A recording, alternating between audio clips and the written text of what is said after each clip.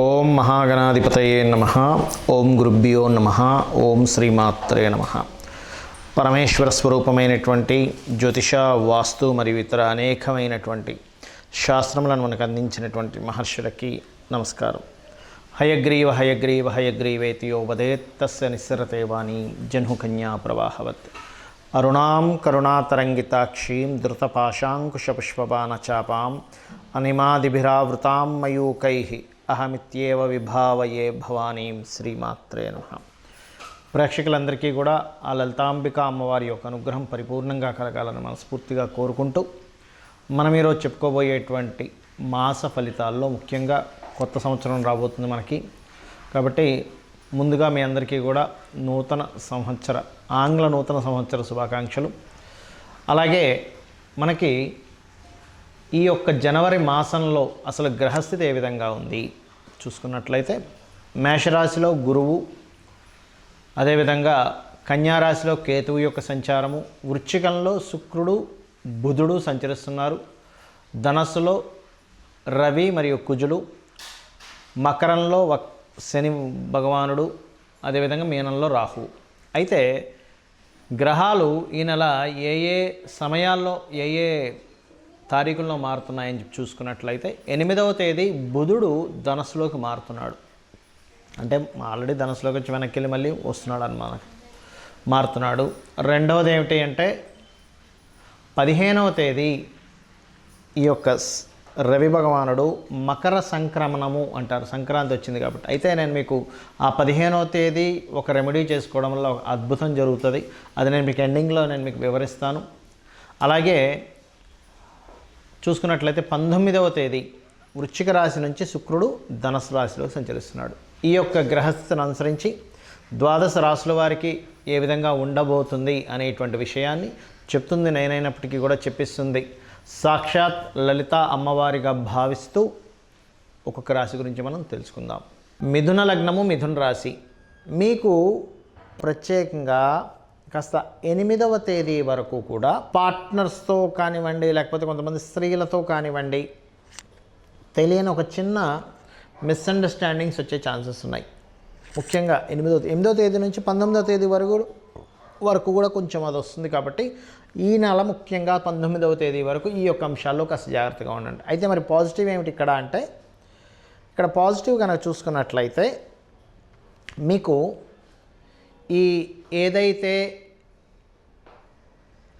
బుధ శుక్రులు 6వ స్థానంలో ఉన్నారో, భూముల మీద లోన్స్కి, అలాగే భూముల మూలంగా ధనానికి ఈ యొక్క గ్రహస్థితి యోగిస్తుంది.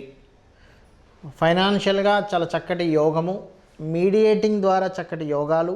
కాకపోతే మీరేదైనా ఒక భూమిని కనుక కొనుగోలు చేద్దాము అని అనుకున్నప్పుడు 1కి 100 సార్లు ఆ భూమి యొక్క పేపర్స్ ఎలాంటివి, ఇది ఒరిజినలా డూప్లికేటా, మధ్యలో ఏదైనా దీనికి లోన్స్ తీసుకున్నారా అనేటువంటిది టెక్నికల్గా పూర్తి ఇన్ఫర్మేషన్ తీసుకోకుండా ఎట్టి పరిస్థితుల్లో కూడా భూమి జోలికి వెళ్ళకుండా, అందులో ప్రధానంగా ఈ మంత్ మొత్తం అందులో ప్రధానంగా మొదటి వారం మరింత జాగ్రత్తగా ఉండండి.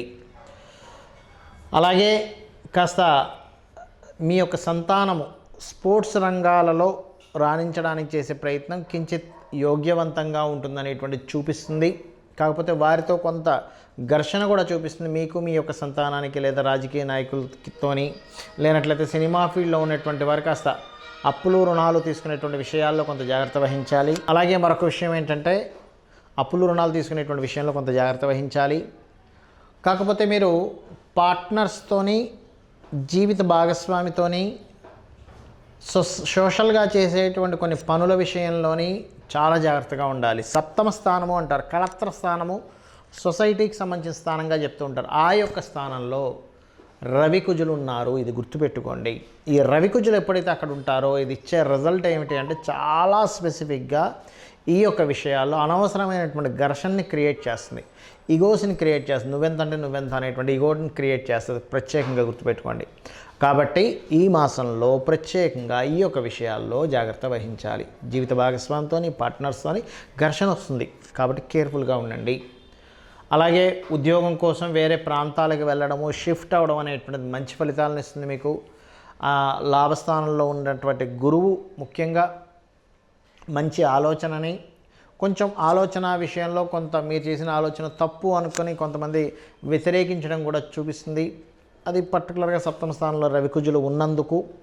మరియు అదేవిధంగా చూసుకున్నట్లయితే విదేశాల్లో ఉద్యోగం చేద్దామని చెప్పి ప్రయత్నం చేసేటువంటి వారికి ఖచ్చితమైనటువంటి ఫలితాలు అంటే చాలా చక్కటి పాజిటివ్ ఫలితాలు రానున్నాయి.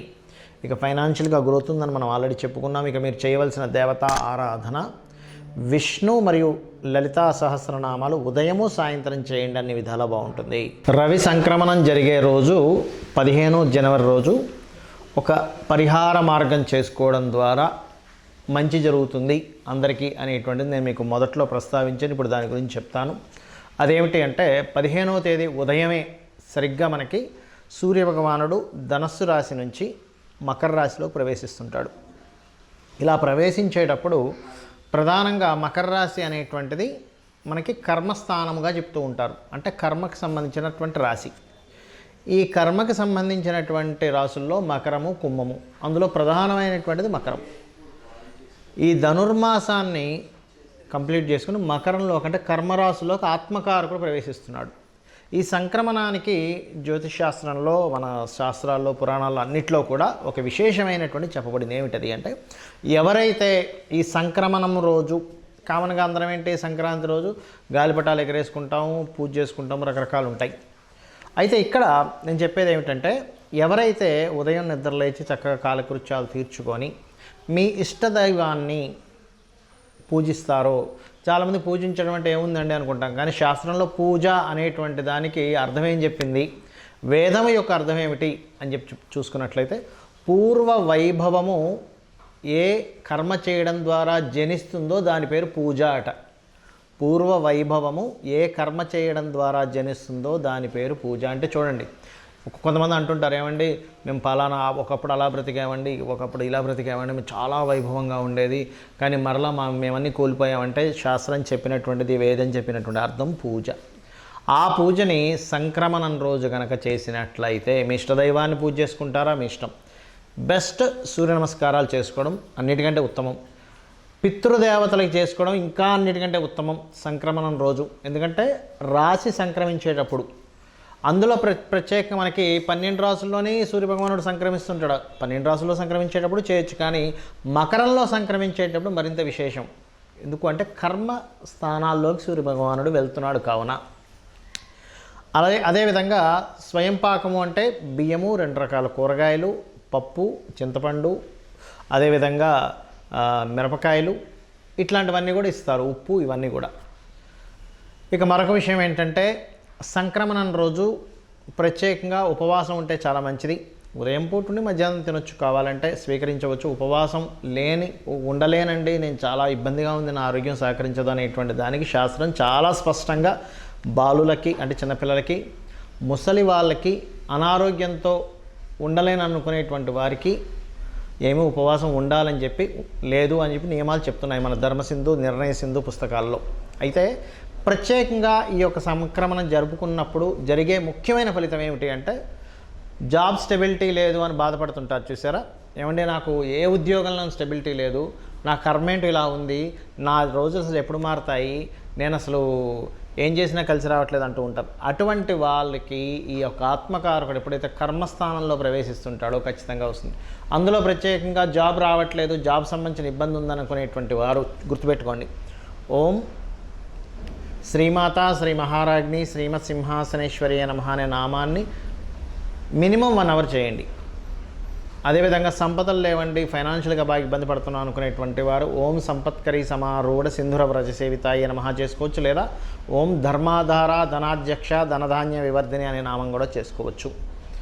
అనారోగ్యంతో బాధపడుతున్నాం అనుకునేటువంటి వారు ప్రత్యేకంగా గుర్తుపెట్టుకోండి, సర్వవ్యాధి ప్రశమని సర్వమృత్యు నివారిణి అగ్రగణ్య చింత్య రూప కలికల్మషనాశిని అయి నమః అనేటువంటిది చేసుకోవచ్చు. ఇలా మనకి లలితా సహస్రనామాల్లో 1 కాదు 1000 నామాలు చెప్పబడింది. నువ్వు దేనికి ఏ నామాన్ని చేసుకుంటావు. ఎలా అయితే మనం ఒక అనారోగ్య సమస్యలో ఉన్నప్పుడు మెడికల్ షాపుకి వెళ్ళి మీకు ఏ యొక్క ఔషధం తీసుకుంటే మీ యొక్క అనారోగ్యం సమస్య పోతుందో, అదేవిధంగా అమ్మవారి యొక్క నామాలన్నీ కూడా మన పాపకర్మలను తొలగించి మనల్ని ఒక గొప్ప మార్గం వైపు నడిపించడానికి. దీనికి మీరు ఏదో పెద్ద పెద్దవి ఏమో చేయాల్సిన అవసరం లేదు, గుర్తుపెట్టుకోండి.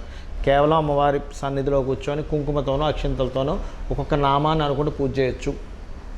అయితే ఇక్కడ ఈ యొక్క నామస్మరణ ద్వారా సంక్రమణం రోజు ఇవి మీరు పొందవచ్చు శాస్త్రం చెబుతున్నటువంటిది. చాలామంది అడుగుతుంటారు, ఏమండి మా పెద్దవాళ్ళ ఇంట్లో చనిపోయి సంవత్సరం అవుతుంది, ఇంకా సంవత్సరం అవ్వలేదు, 1 మంత్ అయింది, 2 మంత్స్ అయిందని చెప్తుంటారు. దీనికి కూడా నేను మీకు చెప్పి ముగిస్తాను. 11 రోజులు మాత్రమే నియమము. 11వ రోజు తర్వాత మీరు జపాలు తపాలు కామన్గా ఇంట్లో చేసుకునే నిత్యదేవత ఆరాధన ఆలయానికి వెళ్ళవచ్చు కూడా. అందుకే చూడండి 11వ రోజు మనం ఆలయంలో నిద్రించమని చెప్తారు. ఎందుకు అంటే ఆ రోజు నుంచి నువ్వు ఆలయ దర్శనం చేయవచ్చు, ఇంట్లో దీపం వెలిగించవచ్చు అని చెప్తూ ఉంటారు. ఎందుకు చెప్తున్నానంటే ఈ మాట, చాలామంది పూజలు చేస్తూ మాకు ఫలితం రావట్లేదు అనడానికి కారణం ఒకటే. ఇలా తెలిసి తెలియక ఆ సంవత్సరం పాటు దీపం వెలిగించకపోవడం వల్ల నెగిటివ్ ఎనర్జీ బాగా ఫామ్ అయిపోతుంది ఇంట్లో. అప్పుడు మీరు చేసే పూజలు ఎనర్జీ సరిపోదు ఒకటి. రెండవది, అంటూ ముట్టు శుచి ఇవి ఖచ్చితంగా పాటించాలి. ఇవి పాటించకుండా మీరు ఎన్ని పూజలు చేసినా దాని ఎనర్జీ అక్కడ సరిపోదు, గుర్తుపెట్టుకోండి. ఎందుకంటే 1 అడుగు 2 అడుగులు ముందుకు వేస్తున్నారు, 4 అడుగులు వెనక్కి వేస్తున్నారు. ఎప్పటికి చేరుకుంటారు మీరు మీ యొక్క గమ్యానికి? 4 అడుగులు వెనక్కి వేయడం అంటే మీరు చేసే పూజకి తగ్గట్టుగా మీరు ఇంట్లో పాటించట్లేదు, అంటూ ముట్టు శుచి అనేటువంటివి పాటించట్లేదు.